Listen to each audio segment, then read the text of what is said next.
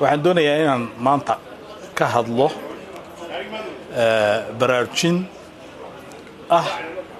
deegaamada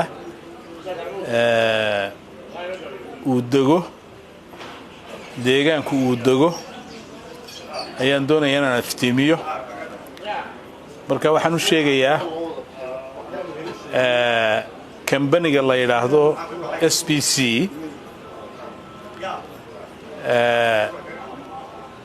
iyo qolada Taiwan ee la sheegaya waxay ku hayaan deegaanka arrin shaki weyn abuuraysa oo naloo sheegayo in xataa ay sun ku aasayaan marka waxaan uga diganaa deegaanka inay ilaashadaan oo iska ilaaliyaan kambaniga la yiraahdo SPC iyo Taiwan barnaamijka ay wadaan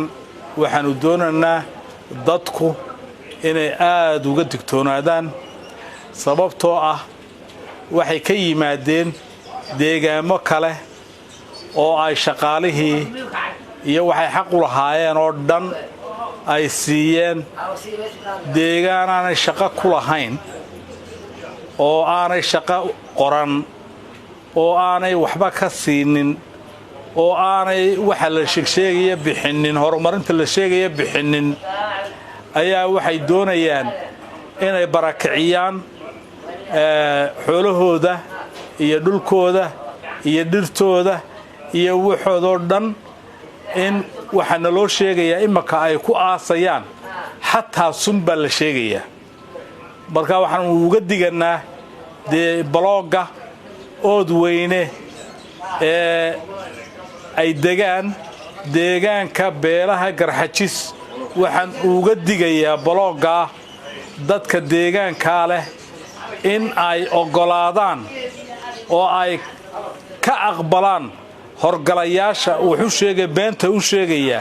inaanay aqbalin inay deegaankooda ilaashadaan inay dayaca iyo barnaamijyada ka ilaaliyaan inay u digtoonaadaan in aanay aqbalin deegaamo kale ayay soo maalgeliyeen shaqaalihii ka qorteen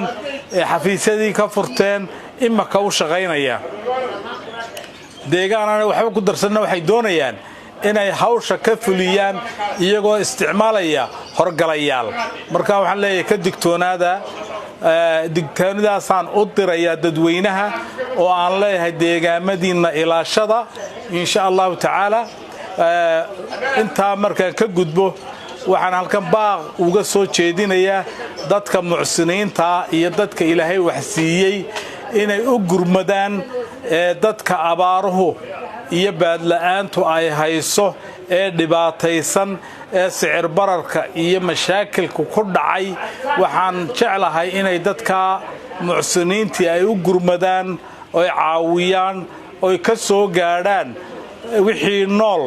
dhibaatada ay ka soo gaadhaan baan ugu baaqayaa dadka mucsiniinta iyo dadka Ilaahay wax siiyay iyo deegaamada dadka u dhashay ee waxaysta amba bacmishariga waxaan leeyahay war dadkiina wuu dhimanayaa baad iyo biyaba way u baahan yihiin u soo gurmada dad iyo xoolo